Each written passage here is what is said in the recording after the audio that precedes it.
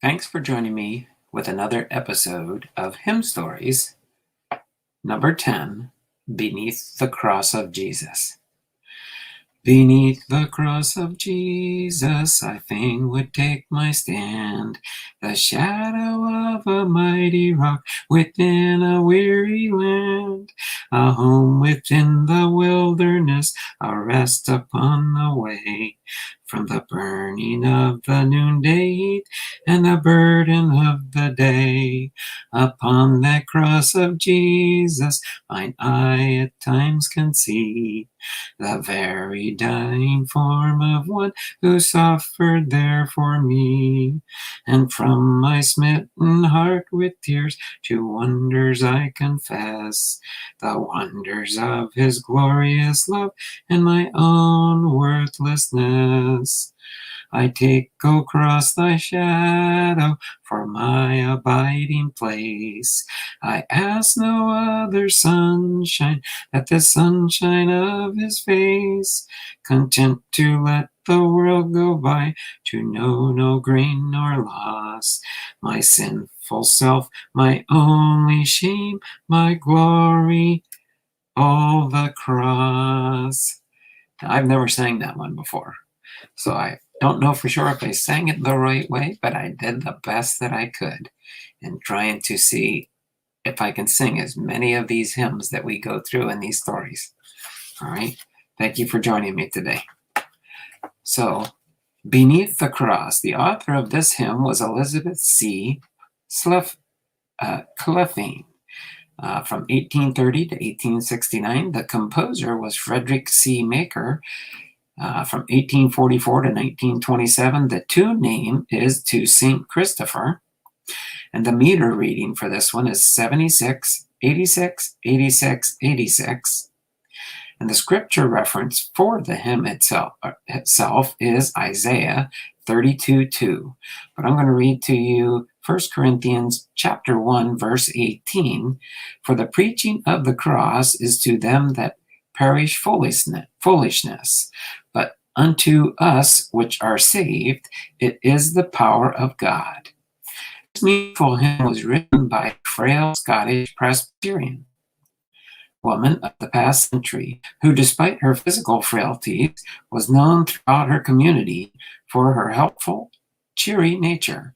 Elizabeth Cecilia Douglas Clefane, one of the few women hymn writers of Scotland, was born in Edinburgh, Scotland, but grew up in Melrose, Scotland, in a lovely area of Abbotsford, near the old bridge described by the well-known Scottish writer, Sir Walter Scott, in his book, The Abbot and the Monastery. Her father was a county sheriff, her mother a descendant of the famous Douglas family. Elizabeth was one of three sisters, but she was known as the delicate, retiring member of the family. Yet within the limits of her strength, she served the poor and sick of her community, and she had her sisters gave to charity all they did not actually require for their daily needs. Throughout the Melrose area, Elizabeth was affectionately known to the town people as the Sunbeam. Elizabeth enjoyed writing poems and had several published in a Scottish Presbyterian magazine entitled The Family Treasury. However, the majority of her writings appeared anonymously in this magazine in 1872, 3 years after her early death at the age of 39. Beneath the Cross of Jesus was written by Miss Clefane in 1868, 1 year before her death. It was not published, however, until 1872, when it appeared anonymously in the family treasury with several of her other poems. The original poem consisted of 5 stanzas, but today only 3 are used in most hymnals. It is obvious that Elizabeth, like most Scottish Presbyterians of her day, was an ardent Bible student, for her hymn is replete with biblical symbolism and imagery. For example, in one In stanza 1, the reference to the mighty rock is taken from Isaiah 32:2. The reference to the weary land is taken from Psalm 63:1. The reference to home within the wilderness is taken from Jeremiah 9:2. The reference to rest upon the way is taken from Isaiah 28:12. And the reference to noontide heat is taken from Isaiah 4, verse 6. And the reference to burden of the day is taken from Matthew chapter 11, verse 30. Elizabeth Clephane is also the author of the 90 and 9. The tune for this text, named St. Christopher, etymologically means bearer of Christ. It was composed for this text by Frederick Charles Maker, one of the outstanding organists in the English nonconformist churches of that day. Maker was born in Bristol, England, and he spent his entire life playing in various churches of that city.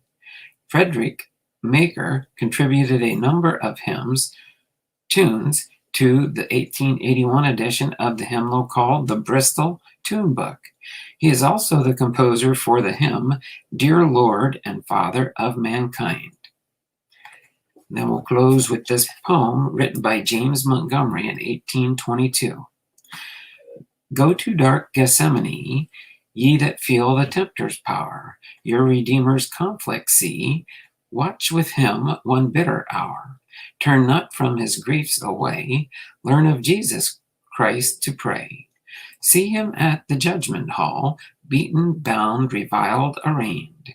See him meekly bearing all, love to man, his soul sustained. Shun not suffering, shame not loss, learn of Christ to bear the cross.